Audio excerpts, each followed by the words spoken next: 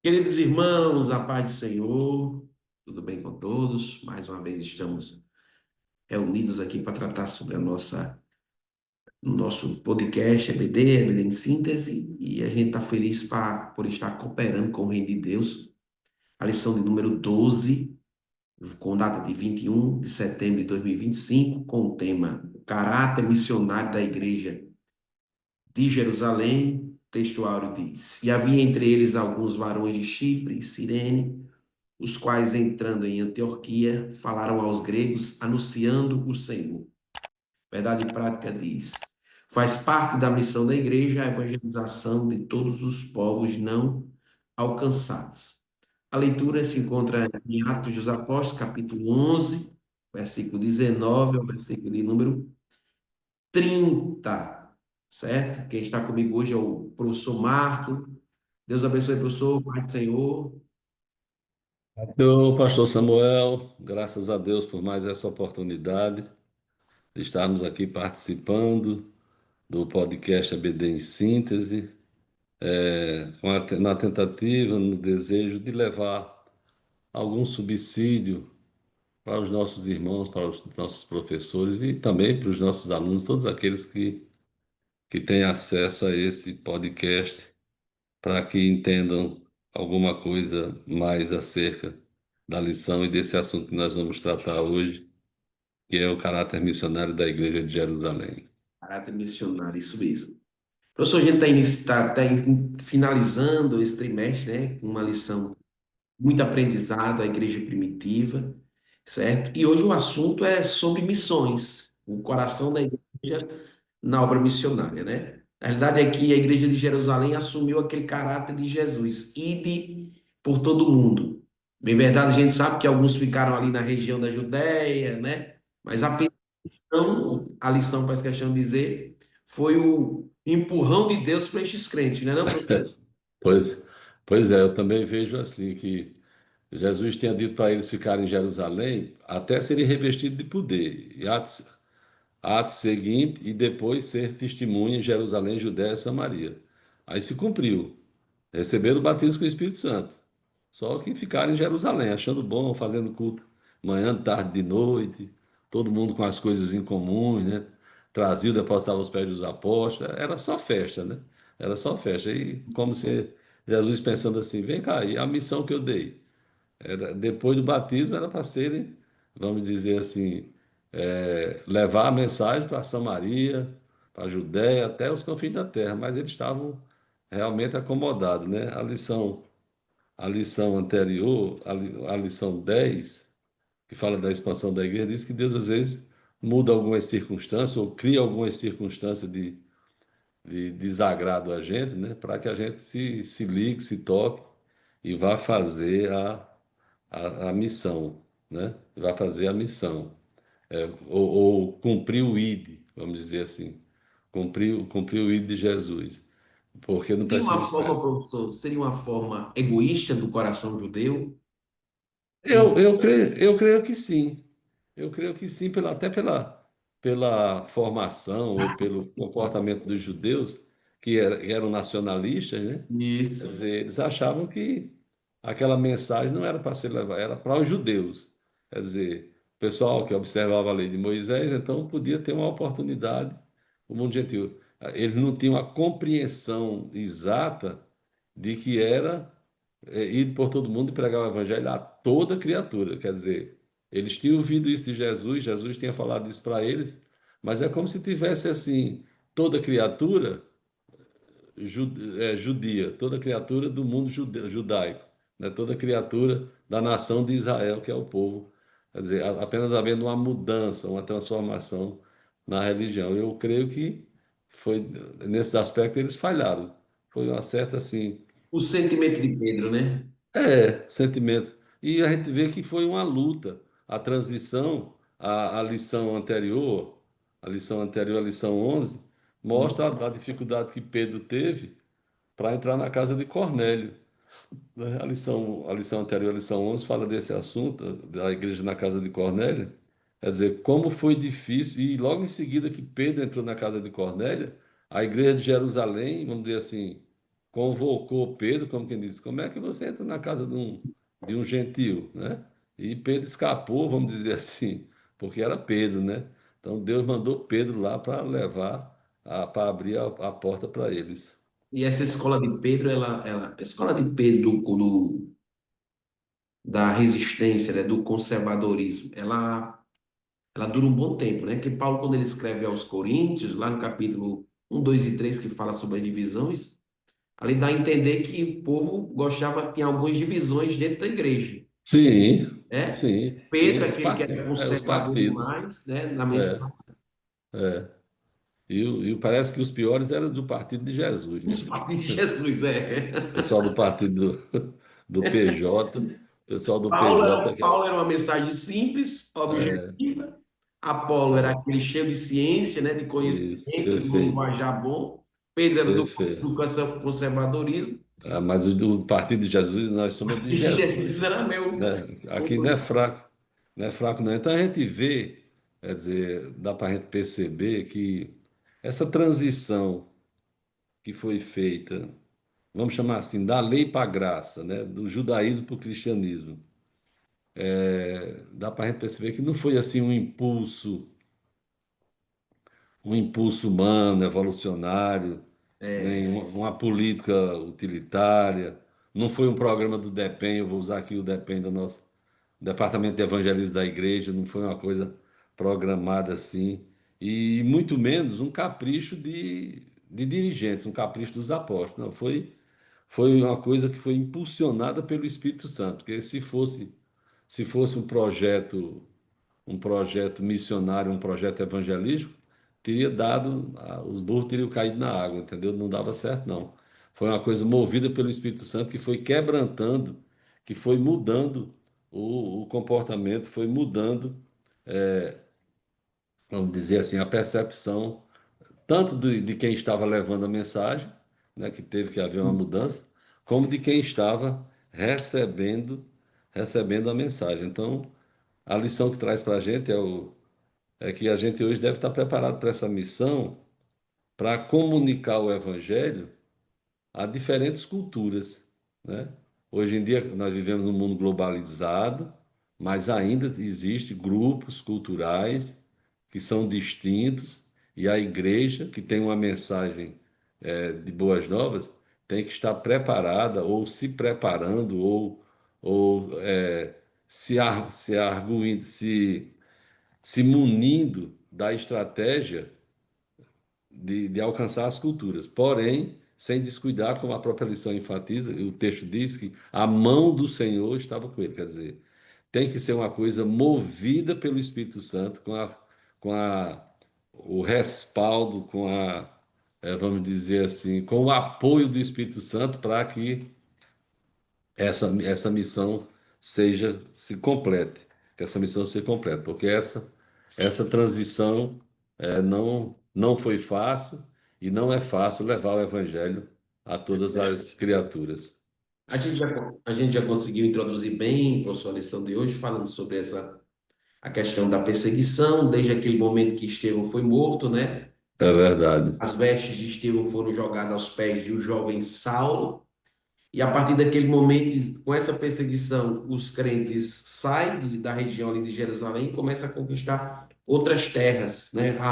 É uma diáspora, né? Por É não verdade, dizer é assim, verdade. uma diáspora. E chegam É até, saindo da fronteira de Judá, de Israel ali, alcançando cidades gentis, né? perfeito. Cultura dos gentios. E chega na Antioquia, né? A primeira Justamente. parte do grande avivamento. É aí que entra nosso primeiro ponto, a igreja de consciência missionária. Pode continuar, professor. Pois bem, o que a gente vê com isso aqui, essa chegada em Antioquia, vamos chamar assim, o primeiro passo para a missão transcultural. Porque até quando Filipe chegou em Samaria, tinha só aquela divergência entre judeus e samaritanos, etc. Mas era um povo que conhecia a lei de Moisés, tinha uma certa ligação com o judaísmo. Então, essa igreja de consciência missionária, mostra que, assim como Filipe, que depois da perseguição se dirigiu para Samaria, esses crentes, que também estavam sendo perseguidos, e pelo contexto, a gente entende que a maioria deles eram os cristãos, os chamados gregos, judeus helenistas, né, que tinham vivido fora da nação de Israel, é que levaram essa mensagem para além das fronteiras de Israel, até por conta da formação deles. Por exemplo, o Filipe, quando saiu para Samaria, era inimaginável um judeu e levar o evangelho a, aos samaritanos, né? Um judeu assim, raiz mesmo assim, vou pregar o evangelho para os samaritanos. Filipe, como tinha uma mente grega, uma mente helenista, conseguiu levar aquela mensagem. E esses que foram dispersos levaram o evangelho até Samaria, além da fronteira de Israel. Quer dizer, foram dispersos e foram anunciando. O texto sagrado diz e eles iam anunciando o evangelho, os que foram dispersos, não anunciando ninguém, senão somente aos judeus. Porém, havia entre eles alguns varões de Chipre, Cirene, que, entrando em Antioquia, falaram aos gregos anunciando a Jesus. Quer dizer, daquela perseguição não saiu os judeus, vamos chamar assim, os judeus raízes, os judeus Puro tradicionais. sangue. O puro sangue, pronto, a palavra era essa que eu estava procurando. É, Mas saíram esses gregos helenistas e foram dispersos. O comentarista coloca aqui no segundo subtópico, quando fala de cristãos dispersados, ele diz o seguinte: somente cristãos participantes, no subtópico 2, né? Lá no finalzinho ele diz assim: somente cristãos participantes de uma igreja consciente de sua tarefa missionária agem dessa forma. Sem discordar do comentarista, eu diria assim: somente cristãos com essa consciência da tarefa missionária agem isso. dessa forma. Tipo assim, e não foi a igreja de Jerusalém que disse: olha, vocês vão levando a mensagem. Não. Eles conscientes, quer dizer, a perseguição bateu, quando a perseguição bateu, aí eles, conscientes da tarefa que eles tinham, saíram anunciando, independentemente da igreja. Depois a igreja de Jerusalém deu todo apoio, mandou o Barnabé para lá, a gente vai ver mais na frente, mas assim, foi aquele sentimento que eles tinham, que despertaram, vamos dizer assim. A gente estava aqui em Jerusalém, estava tudo muito bom, estava tudo muito bem, estava bom, uma maravilha, todo dia tinha culto, mas agora não, agora nós acordamos a tarefa que vem, porque senão a perseguição vem. E ele diz também, essa igreja com consciência missionária eram cristãos leigos, que Lucas destaca, diz assim, havia alguns, né? Isso. Havia algo, quando ele diz assim, e havia entre eles alguns varões. Entre os que foram dispersos, tinha alguns varões, ou seja, não era gente do ministério, né? Até porque na perseguição que bateu, os apóstolos não saíram de Jerusalém, mas eram cristãos leigos que chegaram até a Síria. E fica muito claro aí que eles eram cristãos, entre aspas, comuns, né? Eram leigos, Comum. eram Isso. comuns, que foram os fundadores da igreja. Porém, o texto diz que a mão do Senhor estava com eles. A mão do Senhor estava com eles. O texto deixa claro, eu estava lendo isso aqui e Há uma pensando. distinção aí, professor, desse capítulo, vamos para o capítulo 13, em dois. Hum, Primeiro, no capítulo 13 é a própria igreja de Antioquia quem envia Paulo e Barnabé, é orando, verdade, é estendendo a mão verdade. para eles, né? Aqui é o É, próprio Deus que empurra, usando a justamente. perseguição como ferramenta, né? É perfeito, perfeito. Aqui foi a perseguição bateu, quer dizer, Deus criou essa circunstância, entendeu? Não tenha dúvida, e a perseguição bateu e eles saíram. E outra coisa, porque lá no capítulo 13 havia na igreja de Antioquia profetas, doutores, Isso, entendeu? Havia um ministério constituído que foi consolidado discipulado, já. consolidado, foi discipulado por Barnabé, que está, consta nessa lição. Mas aqui não, aqui eram cristãos comuns. Eu estava me lembrando do início da Assembleia de Deus. Assim, só para trazer um recorte, quer dizer, Hum, começou lá em Belém do Pará, depois de Belém do Pará, o primeiro estado que foi estabelecido da Assembleia de Deus foi no Ceará. E quem levou a mensagem para o Ceará? foi uma irmã Maria Nazaré, que era amiga lá de Celina Albuquerque, que tinha sido batizada com o Espírito Santo, e ela, quer dizer, foi batizada com o Espírito Santo também, e veio para o Ceará e foi levar a mensagem aos seus parentes, aos seus. Quer dizer, e lá houve uma igreja que não receberam bem, mas outras receberam. Bom, o fato é que ela começou a pregar lá e deu início ao trabalho. Quem era Maria de Nazaré? Era uma amiga da irmã Celina Albuquerque, uma crente que era lá da igreja, entendeu? E foi alcançada pela mensagem pentecostal, ou seja, não era. E se a gente olhar direitinho toda a história da Assembleia de Deus, a maioria das igrejas foram iniciadas, a pregação do Evangelho foi iniciada por chamar os crentes, como está na lição aqui, os crentes comuns. Os crentes comuns.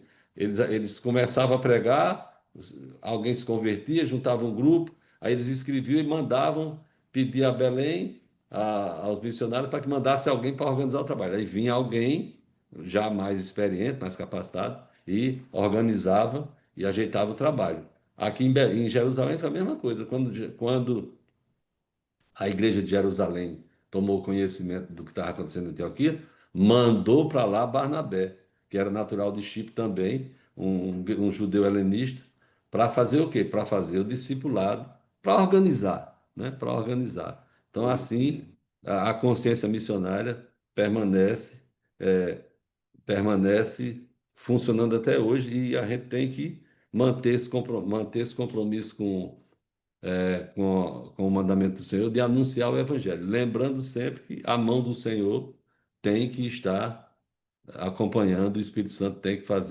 ajudar a fazer essa obra.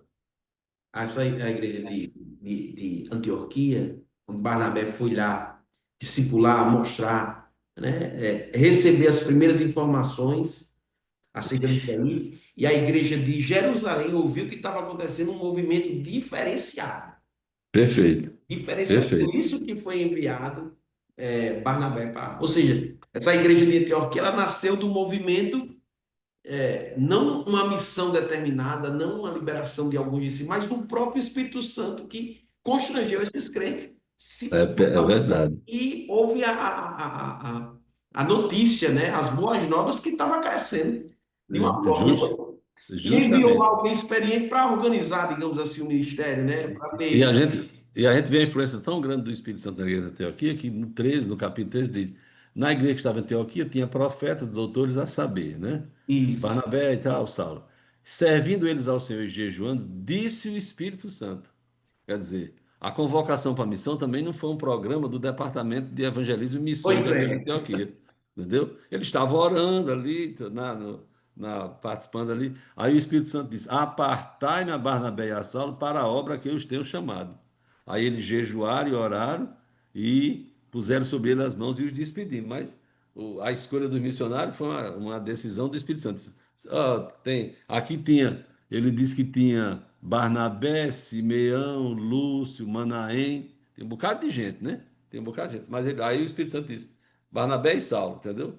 Eu quero Barnabé e Saulo para fazer um trabalho missionário. Então, quer dizer, era um movimento estritamente, é, verdadeiramente espiritual, Da com a parte de Deus. ação da parte do Espírito Santo de Deus. Quer dizer, foi um movimento, foi um impulso. Esse trabalho foi impulsionado pelo Espírito Santo, porque senão não daria, não chegaria a bom termo. A igreja falando digamos assim, dessa igreja sede de missões de Antioquia, quando esses dois voltaram, eles se alegraram por tudo que o Senhor tinha feito através da vida deles. Ou seja, uma igreja que cresceu, fortaleceu-se nas missões, enviou missionários, agora tudo orientado pelo Espírito Santo de Deus e com pessoas também que tinham esse padrão, né, professor? Barnabé não é qualquer um, né? Pois é, pois é. As Foi características de Barnabé era alguém cheio do Espírito Santo. justamente, e sempre participou da integração. Lá na conversão de Saulo, foi ele que pegou Saulo e botou. Talvez, não sei se você chegou a conhecer o pastor Eloy. Conheci, eu dei muito pescoço do pastor Eloy. Foi, né? Você conheceu o pastor Eloy. Eu Foi pastor comparo. ali em Nova Natal, Isso, foi quando eu era pastor aqui, criança. tudo, justamente. Eu considerava e assemelhava o pastor Eloy com Barnabé. O pastor Eloy não era um pregador. Não, Isso. não era um pregador, mas ele tinha uma característica, tipo assim, ele ia a uma igreja do interior, né? Aí levava, ele não dirigia, ele levava, ia com um irmão também pouco conhecido, né? Entendeu? E ele chegava na igreja do interior, aí o pessoal, pastor Eloy, aquela recepção, aquele respeito pela autoridade dele, aí dava quer dizer, passava o trabalho para ele, né? Como ele não era um pregador, aí deixa eu usar seu nome aqui, pastor Samuel, que é mais novo. Aí ele chegava, ele ia com o pastor Samuel e tudo, ele chegava no interior, quem é pastor Samuel? Não, ninguém sabe quem é não, entendeu? É um rapaz aqui da igreja e tal. Aí ele chegava lá e dizia, o pastor dava oportunidade para ele, ele dizia, olha, irmão, saúde dos irmãos, rapaz do senhor e tal, cumprimentava, dizia, mas eu estou aqui com um jovem aqui, irmão Samuel, entendeu? Samuel, Hum. vem aqui, dê uma palavra aqui. Aí botava Samuel no púlpito, entendeu? Assim como Barnabé fez com Paulo. Disse, irmãos, ó, esse irmão Paulo aqui vindo do caminho de Damasco, o Senhor apareceu a ele. Ô Paulo, Saulo, vem cá, diga aqui como é que foi essa experiência. E aí botava Paulo na fita, vamos dizer assim, botava lá Paulo no púlpito, né? Então, Barnabé trouxe Paulo por meio do avivamento. Perfeito. Então eu comparava o pastor Eloy assim com Barnabé, quer dizer, quantas pessoas não chegaram na tribuna pela mão dele? Se fosse de outra pessoa, não ia, ninguém, quem é Marta, quem é Samuel? Não, deixa para lá. Mas aí pastor Eloy Pastor dizia, Floriano, pois é, discípulo do pastor Eloy. justamente. Então, e quem é que ia negar uma oportunidade? Se o pastor Eloy estava recomendando você para dar uma palavra, quem era doido de dizer, não, aqui não tem oportunidade? Então, quer dizer, a igreja de Jerusalém escolheu muito bem quando mandou Barnabé para Antioquia. E quando Barnabé chegou lá, que viu a graça de Deus, e disse, isso aqui é lugar para Paulo. Aí foi Isso. lá, andou 150 quilômetros lá para Tarso para trazer Saulo para botar na igreja de Visão Jerusalém, de de Deus. Antioquia. É verdade. Visão de Deus. E além disso, eu gosto, quem usa esse termo é o pastor Hernando Dias. Ele diz: Barnabé trouxe Paulo, mas quando os dois foram para missões, o Espírito Santo diz: separai-me para mim a Barnabé e a Saulo. Ou seja, Saulo tinha todo o conhecimento, mas o líder ali era Barnabé. Era Barnabé, pois é, justamente. É muito bom, essas Atos dos É, Apóstolos mostram um caminho, né, professor Marco? Eu gosto de dizer, ele mostra o caminho que a igreja É, precisa se percorrer. se não tivesse o livro de Atos dos Apóstolos, a gente estaria perdido, assim, né? Sem saber como é. Em Atos dos Apóstolos, eu consigo ver três ações do diabo para frear a igreja. Primeiro, a perseguição. Segundo, a infiltração. Terceira, a distração. É, Cada evento, o diabo utiliza uma forma. A distração, né? Ficar meio fora, tirar o objetivo. É o caso, a gente vê isso muito bem quando os judeus helenistas começam a reclamar das viúvas, né? perfeito. A distração, a infiltração é Ananias e Safira querendo enganar, porque não quiseram enganar a Pedro, mas sim o Espírito Santo. É verdade, achando que não Trouxe. funcionaria. E a perseguição a gente vê ponto a ponto, mas isso, essas armas do diabo, essas ações do diabo, não deixou a igreja parar de crescer. Lucas perdeu Justamente. a conta, né? Ele começa com 120, mas no É, capítulo 8 em diante ele não sabe quantos crentes tem mais. porque o primeiro sermão foi 3.000, do outro foi quase 5, e vai por aí afora crescendo. E de casa em Isso. casa, quantas pessoas não aceitavam? E aí, a visão da igreja de Antioquia, a gente já está até entramos no tópico 2, né, É, mostra a uma visão visão missionária, transcultural. É, isso, uma visão missionária, uma visão que não tem limites, uma visão orientada por Deus, com pessoas de liderança dentro da igreja, utilizando a liderança para ganhar alma, ou seja, uma igreja missionária desde o berço. Não é isso, professor? perfeito. E outra coisa, ele fala nesse tópico da cultura grega, né? Então, Isso. ele diz que alguns cristãos tinham chegado a Antioquia e falaram aos gregos, né? Aí ele destaca. É importante essa expressão de falar o grego, porque explica que esse foi o primeiro momento que os cristãos falaram de Jesus para pessoas que não eram judias. E tem uma Isso. coisinha que eu guardei, eu marquei aqui, dizendo que não eram judeus que falavam grego pregando para outro judeu de mesma cultura, mas cristãos judeus que falavam grego levando o evangelho a pessoas que não tinham nenhuma ligação com o judaísmo. Porque quando eles levaram a mensagem aos judeus, ali na região de Jerusalém, de Samaria, eles estavam falando com as pessoas que tinham que esperavam o Messias, que tinham contato com a lei de Moisés. Então, era só fazer adaptação. Por exemplo, quando João Batista estava lá batizando, que Jesus foi chegando, foi passando, João Batista disse assim: Eis o Cordeiro de Deus que tira o pecado do mundo. Então, na cabeça daquele povo que estava ali, que era judeus, deu para entender, porque eles conheciam a lei, que tinha o cordeiro, que era imolado, etc e tal. Se João Batista fosse falar especificamente só para romanos, só para gentios, ele ia ter que explicar a história todinha. Então, Todo. aqui, nessa missão transcultural, a igreja começou a levar a mensagem além das fronteiras da Palestina. Então, eles anunciavam o Senhor Jesus, ou seja, colocando Jesus como um Deus verdadeiro que suplantaria todos aqueles deuses que eles tinham, os deuses dele lá. Não tinha nada a ver com Moisés. Então, como eles não podiam usar o Antigo Testamento para argumentarem a necessidade que eles tinham, porque eles não tinham essa expectativa da vida do Messias, então eles anunciaram é, o senhorio de Jesus. Ao invés de enfatizar que Jesus era o Messias, eles enfatizavam que Jesus era o Senhor. Era o Senhor.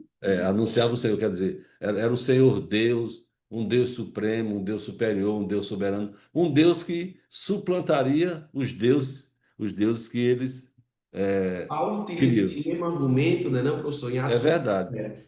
Então, essa visão transcultural foi a contextualização que eles fizeram do Evangelho, que é diferente. Eles não mutilaram o Evangelho, eles não mutilaram o Evangelho, não deixaram perder a sua essência. Eles apenas levaram a mensagem, adaptando a mensagem ao ouvinte para poder entender. Jesus, quando estava naquela passagem do caminho de Emaús, que os dois discípulos lá de Emaús iam falando, aí o texto sagrado diz assim: e Jesus, começando por Moisés, lhes explicava as Escrituras. Por quê? Porque ele sabia quem era Moisés.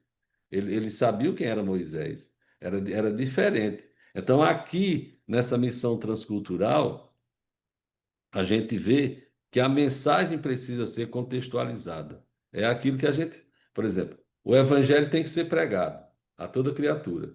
Agora, a determinados grupos tem uma estratégia. Não é que você vai mutilar o evangelho.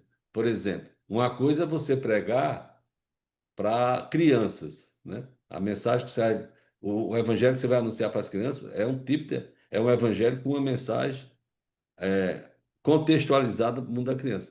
Já que se você vai pregar num lugar que é só para idosos, aí você tem outra linguagem, não pode trocar essa linguagem. Isso não é mutilar o evangelho, é contextualizar. Isso é contextualizar, porque tem que Estratégia. é a transculturação, é a transculturação, que foi o que Paulo descobriu. Paulo, vamos dizer assim, descobriu entre aspas, foi o que Paulo utilizou de evangelizar os gentios sem judaizá-los, entendeu? Eu tenho que levar o evangelho para os gentios, mas sem judaizá-los, para que eles entendam perfeitamente. Então, que o evangelho cabe para judeus e para gentios. Agora, a mensagem é que era diferente, porque um já tinha experiência e já tinha conhecimento da lei de Moisés e do Messias, e os gentios não conheciam absolutamente nada. O sermão de Paulo em Atenas, de Atos 17, é claramente isso também, né? Perfeito, Ele vê perfeito. muitos Com os, deuses ao mesmo tempo. Algumas vezes, com os filósofos, citando tudo, mas sem mutilar o evangelho. isso. Isso é que é importante. Quer dizer, contextualizar a mensagem não precisa perder a essência da mensagem. Quer dizer, Jesus Cristo é o Salvador sempre. Agora, porque Pedro, quando fez o sermão em Atos dos Apóstolos, disse: Esse Jesus que vocês crucificaram, esse é o Messias predito nas Escrituras. Aí vai puxando ali o fio da meada, que aí todo mundo, a maioria do pessoal ali entendia perfeitamente. Compreendia. É verdade. É Professor, verdade. chegamos no tópico 3 e tem um ponto interessante, que é o subtópico 2, que é ali onde nós somos chamados, o primeiro chamado de cristãos, não é isso, professor? É verdade. Antes Fala era o da. caminho, antes eram discípulos, antes eram irmãos, crentes, santos, e agora É verdade. passamos a chamar de cristãos. É verdade. O tópico fala da base do discipulado, né? Quer dizer, quando Barnabé chegou ali, Sim, e Barnabé foi chamar Paulo, e o episódio mostra que não é só ganhar as almas, tem que ensiná-las. E aí discipular. ali o livro mostra que nós somos chamados de cristãos. Ele diz, os cristãos já tinham sido chamados de irmãos, de crentes, de discípulos, de santos. Quer dizer, a gente aqui também nos nossos dias já fomos chamados de protestante, já fomos chamados de bodes, já fomos chamados de crentes, bom, de diferentes coisas. Hoje em dia eu nem sei mais como é que a gente chamava. Um tempo desse era gospel, outro dia era Eu já umas ia dizer coisas. isso. Tem umas chamadas assim, né? Mas aqui nós somos chamados de cristão, que tem o sentido, como ele diz aqui, o termo cristão tem o sentido de pessoas de Cristo, né? Seguidores de Cristo, semelhantes a Cristo. Tem alguém que vai mais acima e diz, eu não uso essa expressão, pequenos cristos, né? Pronto, Não. era É, esse ponto que eu pessoas de ia Cristo, seguidores comentar. de Cristo. Alguns estudiosos falam que são pequenos cristos, né? Eu também não É, sou muito fã, eu assim, não sou. expressão pequenos cristos, não, Não porque critico, não critico quem usa essa expressão, mas eu não uso, não. isso, porque Seguidores de a Cristo, pessoa errada, né? Só meio, não sei é, se é porque a gente não está acostumado a ouvir isso aí, é ao verdade. soar incomoda É, pelos é pequenos verdade. cristos. Então ele diz aqui, ele fala da identidade cristã, porque o termo cristão, alguns estudiosos dizem que pode ter sido usado como zombaria. Olha lá os cristãos, quer dizer, esses que seguem a Cristo, que defendem a Cristo. Mas ele diz uma coisa aqui interessante. Ele diz assim: o que realmente define o cristão não é o nome ou o rótulo, mas sua vida, sua fé e suas atitudes. Sua vida, sua fé e suas atitudes. Ou seja, qualquer que tenha sido a designação de crente, de protestante, de evangélico, não sei o que vai definir, ou o que vai, realmente o que vai definir a vida de um cristão é o seu comportamento, Isso. é a sua vida, a sua fé, as atitudes. Eu lembro muito bem um episódio que aconteceu. Eu estava saindo do quartel para casa e o motorista do comandante morava perto de casa e eu fui com eles. E o comandante estava no banco de trás conversando com outro oficial e um oficial se referiu a alguém do comércio assim, não, e é porque ele é crente, comandante. E ele é crente. Aí o comandante não era crente, não. Mas o comandante tinha uma funcionária na casa dele que era crente, a irmã Isabel. Aí o comandante ele falava assim, meio grosso, assim, a gente chamava ele de He-Man, ele disse assim, crente não, crente não. Se ele comportou-se desse jeito, ele não é crente. Quer dizer, o mundo vê o nosso comportamento. O mundo não entende da nossa fé, o mundo não entende de expiação, de justificação, de santificação. O mundo entende o seguinte: o crente é diferente. O crente é diferente nas suas atitudes, na sua vida, no seu comportamento.